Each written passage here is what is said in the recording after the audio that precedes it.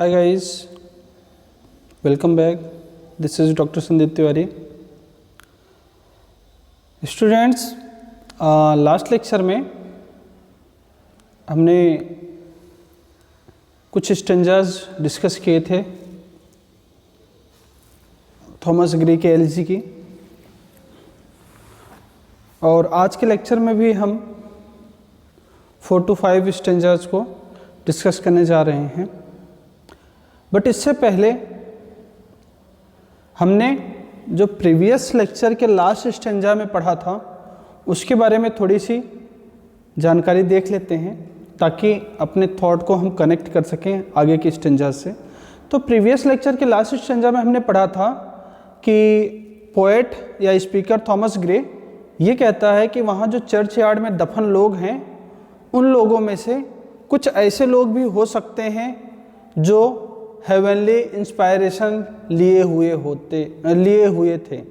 It means कि कुछ ऐसे लोग भी यहाँ दफन हो सकते हैं जिनके पास क्या था, हेवनली इंस्पायरेशन, मतलब दैवी कोई प्रेरणा थी उनके पास। ऐसे भी कुछ लोग यहाँ दफन हो सकते हैं जिनके पास इतनी एबिलिटी थी या इतना पावर था कि वो किसी राष्ट्र के ऊपर या किसी देश के ऊपर शासन कर सकते थे। ओके, और ऐसे भी कुछ लोग वहाँ पे दफन हो सकते हैं जिसके पास ग्रेट म्यूजिकल क्वालिटी थी, जिससे वो कोई डिवाइन म्यूजिक क्रिएट कर सकता था अपने म्यूजिकल इंस्ट्रूमेंट से। कहने का मतलब ये है कि वो पॉसिबिलिटी शो करता है कि यहाँ पे जो दफन लोग हैं ना, इन दफन लोगों में कुछ लोग ऐसे भी हो सकते हैं जिनके पास ऐसी क्वालिटीज़ थी कि वो ऐसा प्रतीत होता था या ऐसा लगता था कि वो गॉड से इंस्पायर हैं या गॉड की तरफ से उनको कोई प्रेरणा दी गई है। ऐसे भी कुछ लोग यहाँ पे दफन हो सकते हैं जिनके पास ऐसी एबिलिटी थी कि वो किसी देश पर रूल कर सकते थे, और ऐसे भी कुछ लोग यहाँ पे हो सकते हैं जिसके पास ग्रेट म्यूजिकल क्वालिटी हो सकती थी। तो वो पॉसिबिलिटी शो करता है, और आगे क्या कहता है कि ये लोग इन्हीं क्वालिटीज़ के साथ दफन हो गए क्योंकि इनको पास अपॉर्चुनिटी मिली नहीं और ये लोग अपनी चीज़ों को एक्सप्रेस नहीं कर पाए। मतलब इन क्वालिटीज़ के साथ, कोई गॉड के इंस्पायरेशन के साथ, कोई ग्रेट पावर के साथ और कोई ग्रेट म्यूजिकल क्वालिटी के साथ यहाँ पे दफन है, और वो अपनी इन्हीं क्वालिटीज़ के साथ क्या हो जाता है, ज़िंदगी जीता है और मर जाता है, लेकिन वो अपने इन क्वालिटीज़ को दुनिया के सामने प्रेजेंट नहीं कर पाता। ऐसा पोएट कहता है। और इसके बाद हम आगे के स्टेंजाज को देखते हैं। क्या कहता है कि but knowledge to their eyes her ample page rich with the spoils of time did never unroll chill penury repressed their noble race and froze the genial current of the soul। अब देखिए क्या कह रहा है वो poet कि जो लोग वहाँ पे दफन है ना, वो अपने उन क्वालिटीज़ के साथ क्या हो गए, दफन हो गए। उन्होंने कोई चीज़ें एक्सप्लेन नहीं किया, कोई चीज़ें हम लोगों के सामने या दुनिया के सामने प्रेजेंट नहीं किया, लेकिन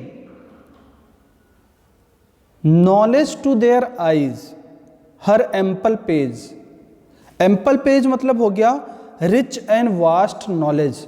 बहुत ज़्यादा नॉलेज की बात की जा रही है। जब बहुत ज़्यादा नॉलेज आ जाए तो उसको कह रहा है ample page.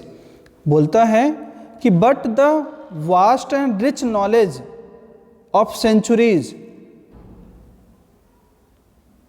Remain locked to their eyes. लिखा है ना, डिड नेवर अनरोल। अनरोल मतलब होना, मतलब ओपन होना, और स्पॉइल ऑफ टाइम मतलब कोर्स ऑफ टाइम। ऐसी नॉलेज जो टाइम के बीतने के साथ साथ उनके अंदर आती रही है।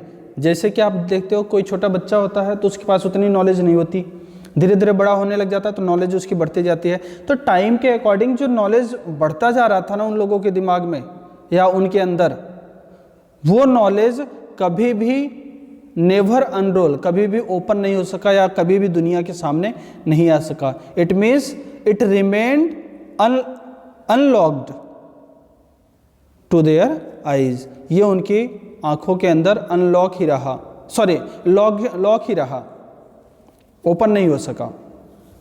तो फर्स्ट 2 लाइन में क्या कहता पोएट कि the vast and rich knowledge of centuries या of the course of time, समय के दौरान जो वास्ट और रिच नॉलेज उनके पास आया था ना, it remained locked to their eyes, ये उनकी आंखों के साथ ही क्या हो गया, लॉक हो गया या बंद हो गया, मतलब उन्होंने अपनी नॉलेज को दुनिया के सामने प्रेजेंट नहीं किया।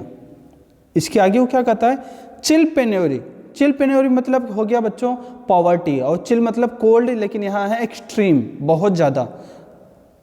चिल वैसे कोल्ड होता है, लेकिन यहाँ चिल का मतलब है एक्सट्रीम, बहुत ज़्यादा।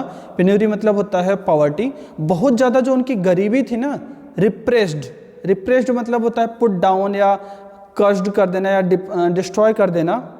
There noble rage, noble rage मतलब नोबल डिजायर, उनकी जो नोबल डिजायर, जो अच्छी अच्छी महत्वाकांक्षाएँ थी, उनकी अच्छी अच्छी जो विशेष थी, उन सारी चीज़ों को डिस्ट्रॉय कर देता है। कौन, उनकी गरीबी। And froze their genial current of the soul, और इतना ही नहीं, उनका जो जेनियल करंट है, जेनियल करंट का मतलब जनरस फीलिंग, जो उदारता वाली उनके अंदर भावना थी, जो दया वाली भावना थी, ये सारी चीज़ें भी क्या हो जाती हैं, डिस्ट्रॉय हो जाती हैं। किसकी वजह से, उनकी गरीबी की वजह से। कहने का मतलब ये है, पोएट ये कहना चाहता है कि जो लोग यहाँ पे दफन है ना, समय के साथ उनके अंदर बहुत सारी नॉलेज आ गई, लेकिन उनकी गरीबी ने या उनको उनकी सिचुएशन ने उनको इतनी सारी नॉलेज जो उनके पास थी उसको प्रेजेंट करने का कोई अवसर नहीं दिया। इसी कारण वो इन नॉलेज के साथ ही क्या हो जाते हैं, इस दुनिया से अलविदा कह जाते हैं। और उनकी गरीबी, उनके अंदर जो उदारता वाली फीलिंग थी, उनके अंदर जो नोबल थिंकिंग थी, उन सारी चीज़ों को क्या कर देती है, डिस्ट्रॉय कर देती है। तो ये कहना चाह रहा है पोएट इस स्टेंजा में। तो देखिए क्या कहता है पोएट। पहले तो ये कहता है कि the vast and rich knowledge of centuries, जो सेंचुरीज या बहुत सारा टाइम के दौरान उनके पास वास्ट और रिच नॉलेज आया, it remained locked in their eyes या टू देयर आइज, ये उनकी आंखों के साथ ही लॉक्ड रह गया, मतलब इसको ओपन नहीं कर पाए वो। और इसके अलावा कहता है कि देयर एक्सट्रीम पॉवर्टी, उनकी बहुत ज़्यादा गरीबी या टू मच पॉवर्टी, उनकी बहुत ज़्यादा जो गरीबी है ना, इट सप्रेस्ड, सप्रेस्ड मतलब दबा देना, रिप्रेस्ड मतलब वही दबाना, पुट डाउन करना या सप्रेस्ड कर देना। इट सप्रेस्ड एंड कर्स्ड, और डिस्ट्रॉय कर देती है किसको, their joyous feeling, their enthusiasm, their generous feeling, इन सारी चीज़ों को वो क्या कर देती है, डिस्ट्रॉय कर देती है। क्या, उनकी गरीबी। क्लियर बच्चों। तो अब इसको पिछले वाले स्टेंजा से आप कनेक्ट करके देखो, तो उसने क्या कहा था पिछले वाले स्टेंजा में कि यहाँ पे कुछ लोग ऐसे दफन हो सकते हैं जिनके पास दैवी प्रेरणा हो सकती है, कुछ ऐसे लोग भी हो सकते हैं जिनके पास वो क्वालिटी थी कि वो एक राजा बन सकते थे, कुछ ऐसे लोग भी हैं जिनके पास क्या थी, ऐसी क्वालिटी थी जो एक ग्रेट म्यूजिशियन बन सकते थे। लेकिन हुआ क्या कि गरीबी ने उनको इन सारी चीज़ों को यूज करने का, उनके नॉलेज को यूज करने का मौका ही नहीं दिया, और गरीबी ने उनकी सारी अच्छी फीलिंग्स को, सारी खुशियों को क्या कर देती है, डिस्ट्रॉय कर देती है। और उसी गरीबी की सिचुएशन में वो अपनी ज़िंदगी जीते हुए इस दुनिया से अलविदा कह जाते हैं। क्लियर बच्चों। अब चलिए नेक्स्ट स्टेंजा में देखते हैं। Full many a gem of purest ray serene, the dark unfathomed caves of ocean bare, full many a flower is born to blush unseen and waste its sweetness on the desert air।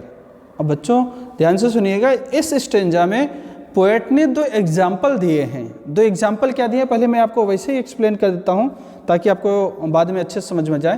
Poet ये कहना चाह रहा है इस stanza में या इन 4 lines में कि पहली 2 लाइन में ये कहता है कि जो ओशियन होता है, जो महासागर होता है या जो समुद्र होता है ना, काफ़ी विशाल होता है, आपको पता है, और काफ़ी गहरा होता है, जो कि नापा नहीं जा सकता। अनफैथम्ड मतलब इमेजरेबल, जिसको नापा ना जा सके। तो बोला है कि समुद्र इतना गहरा होता है, मतलब अथाह, समुद्र के अथाह गहराई में full many a gem, gem का मतलब यहाँ पे हो गया कि बहुत सारे, जेम मतलब पर्ल, मोती, हीरे, इन सब की बात कर रहा है, मतलब माणिक मोती जो होते हैं ना, तो वो कह रहा है कि बहुत सारे हीरे मोती या बहुत सारे मणियाँ जो काफ़ी प्योर हैं और काफ़ी सीरीन, सीरीन मतलब हो गया ब्राइट, जो काफ़ी चमकीली हैं, ये कहाँ दफन है? समुद्र की अथाह गहराई में। किसी के लिए यूजफुल रही क्या वो, या किसी के काम आ सकी वो? बिल्कुल नहीं। तो कहने का मतलब समुद्र की अथाह गहराई में बहुत सारे हीरे मोती मणियाँ हैं जो काफ़ी प्योर हैं, काफ़ी चमकीली हैं, लेकिन वो क्या है? यूजलेस हैं फॉर ह्यूमन बीइंग के लिए यूजलेस हैं। क्यों? क्योंकि ये समुद्र की अथाह गहराई में छिपी हुई हैं। एक एग्जाम्पल उसने ये दे दिया।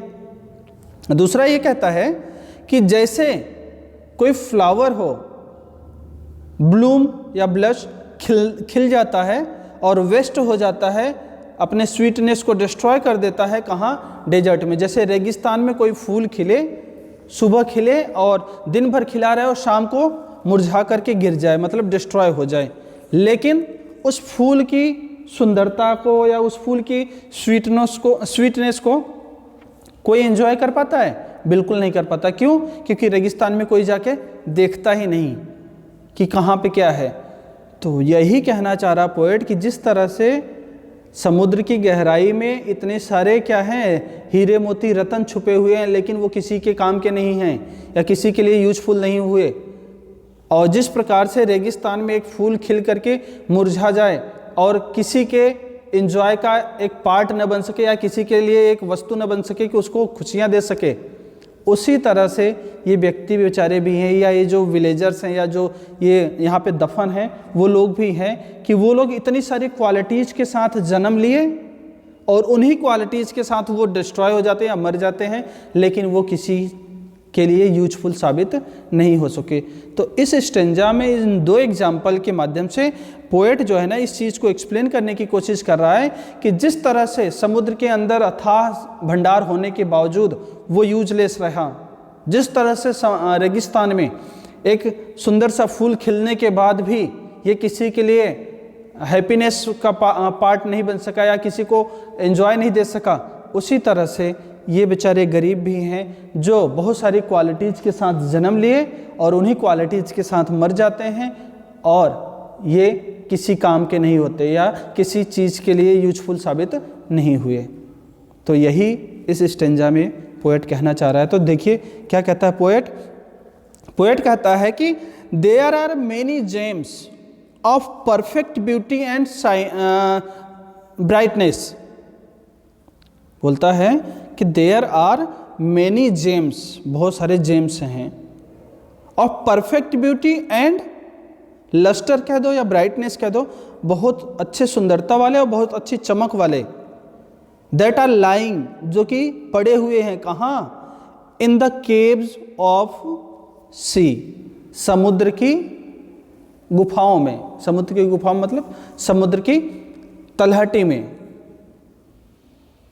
But nobody can reach them, लेकिन कोई भी उन तक नहीं पहुंच सकता। पहले एग्जाम्पल में उसने क्या कहा कि there are many gems of perfect beauty and brightness that are lying in the immeasurable cave of या immeasurable fathom of sea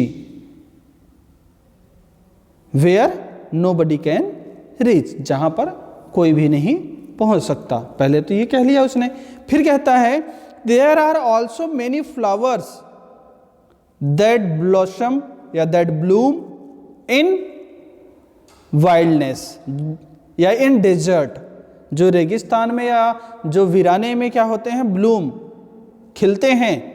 where no one can see them, जहाँ पर कोई उनको देख नहीं सकता, एंड एडमायर देयर ब्यूटी, और कोई उसकी सुंदरता की तारीफ नहीं कर सकता, और एन्जॉय देयर स्वीट फ्रेगनेंस, और क्यों कोई उसकी स्वीटनेस को भी एन्जॉय नहीं कर सकता।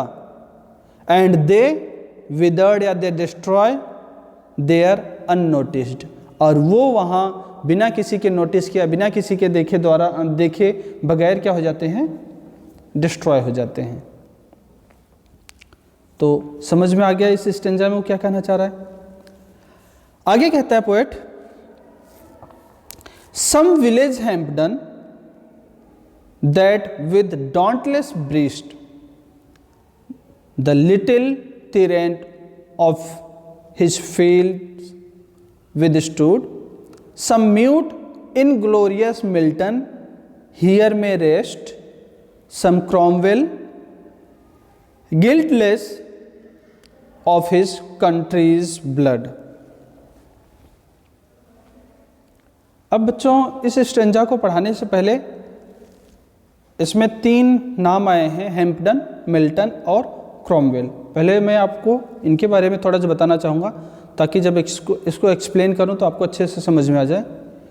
विलेज हैम्पडन, हैम्पडन जो है एक देशभक्त था इंग्लैंड का, और वैसे कहें तो एक व्यापारी था, मर्चेंट था ये। और जब इंग्लैंड पर चार्ल्स फर्स्ट का शासन था, मतलब कब की बात की जा रही है, 1649, 1649 से पहले वाले टाइम की बात की जा रही है, क्योंकि 1649 में सिविल वॉर हो गया था जो चार्ल्स फर्स्ट के सेनाओं के द्वारा ही किया गया था। तो कहता है कि जो हैम्पडन था ना, जब चार्ल्स फर्स्ट ने समुद्री रास्ते से आने वाले जो जहाज़ हुआ करते थे उन पर एक्स्ट्रा चार्ज लगा देता है without the permission of parliament, बिना पार्लियामेंट के परमिशन से, मतलब अपनी मनमर्जी से समुद्री जहाज़ों के ऊपर एक्स्ट्रा चार्ज लगा देता है। तो इसका विरोध करने वाला कौन था, हैम्पडन था। हैम्पडन ने सबसे पहले इसका विरोध किया था, तो हैम्पडन वो व्यक्ति था।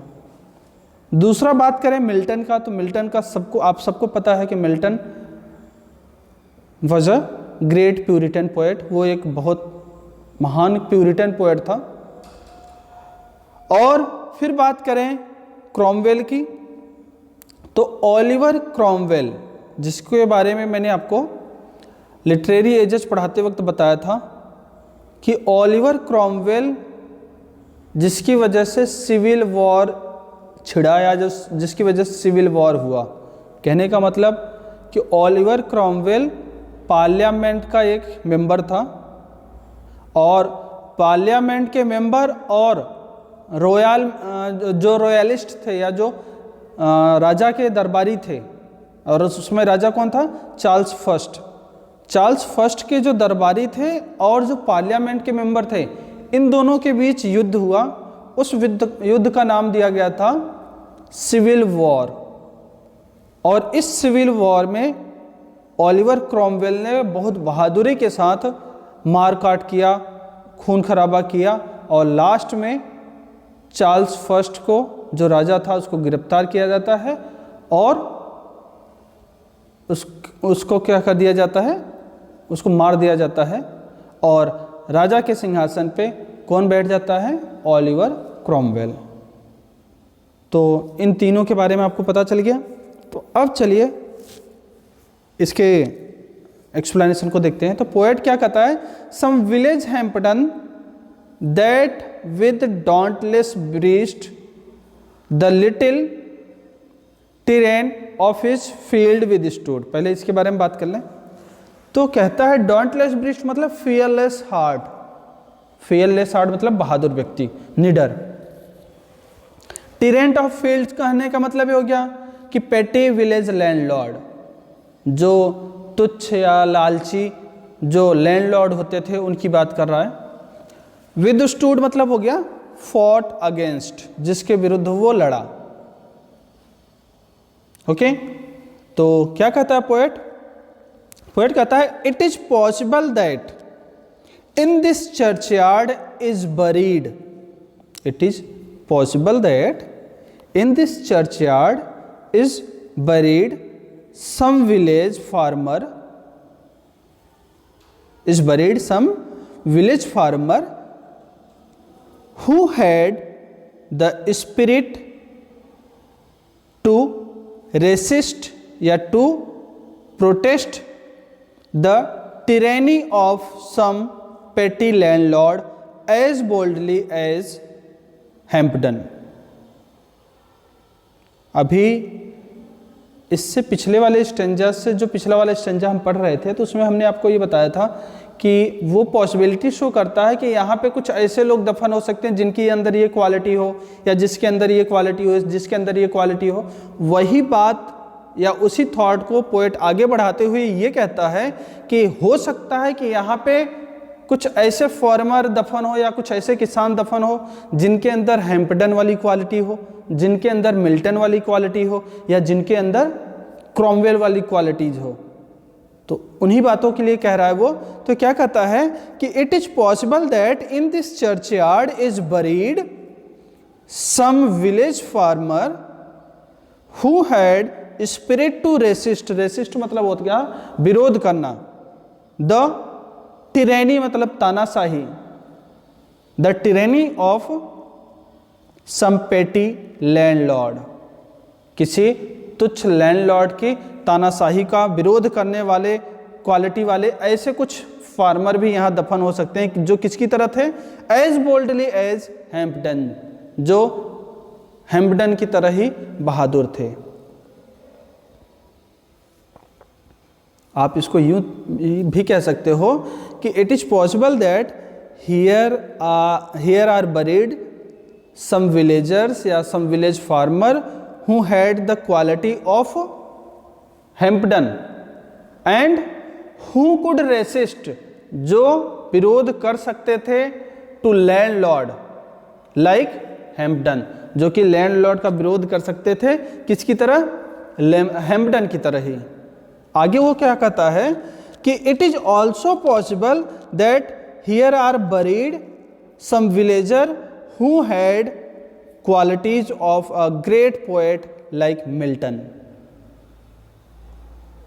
थर्ड लाइन में यही कह रहा है कि it is also possible that here are buried, ये भी पॉसिबल है कि यहाँ पर ऐसे लोग भी दफन हो सकते हैं हु हैड द क्वालिटी, जिनके अंदर कौन सी क्वालिटी थी, of a great poet like Milton, Milton की तरह क्वालिटी थी उसके अंदर। But due to lack of opportunity, due to lack of opportunity, लेकिन अवसर की कमी के कारण ही या अवसर न मिलने के कारण they did not express their quality या they did not present their quality. हो सकता है कि मिल्टन की क्वालिटी वाले कुछ लोग यहाँ पे दफन हो बट उनको अपॉर्चुनिटी नहीं मिली, that's why they did not present their quality, इसी वजह से उन्होंने अपनी क्वालिटीज को नहीं प्रेजेंट किया। फिर लास्ट में क्या कहता है, it is also possible that here are buried some villager who had great military quality like Cromwell, जिसके अंदर मिलिट्री क्वालिटी क्रॉमवेल जैसी हो, ऐसी भी पॉसिबिलिटी यहाँ पे है। मतलब it is also possible that here are buried some villager who had great quality या great military quality of Cromwell, but who unlike Cromwell, जो कि क्रॉमवेल की तरह नहीं कर पाए, क्या, was free from sin of having caused the death of large number of his countrymen in a civil war. क्या कह रहा है कि it is possible that here are buried some villagers who had great military quality या military power of Oliver Cromwell, but he unlike Cromwell, Cromwell की तरह नहीं कर पाया, क्या, was free from the sin of having caused death of large number of his countryman in a civil war. बोलता है कि क्रॉमवेल की क्वालिटी वाले भी व्यक्ति भी यहाँ दफन हो सकते हैं, लेकिन वो लोग क्रॉमवेल से अलग टोटली फ्री रहे, किससे, ब्लडलेस से, या जो ब्लड शेड हुआ था या जो खून खराबा किया था क्रॉमवेल ने, ऐसी क्वालिटीज से वो फ्री रह चुके। माना कि उनके अंदर क्रॉमवेल की क्वालिटीज थी, क्रॉमवेल जैसे वो बहादुर थे, लड़ भी सकते थे, बट दे वर गिल्टलेस, लेकिन वो निर्दोष रहे, किसके लिए, ब्लड शेड के लिए, मतलब वो खून खराबा नहीं कर पाए। और ये क्यों हुआ, क्योंकि उनको अपॉर्चुनिटी नहीं मिली। ओके बच्चों, आगे क्या कहता है वो, the applause of listening senate to command the threat of pain and ruin to despair, to scatter plenty over a smiling land and read their history in a nation's eyes। आगे वो क्या कहता है कि their humble destiny, मतलब उनकी जो गरीबी थी, उनका जो दुर्भाग्य था, इसने क्या काम किया, डिड नॉट अलाउ देम, उनको अलाउ नहीं करती है, किसके लिए, एड्रेस द पार्लियामेंट, है ना।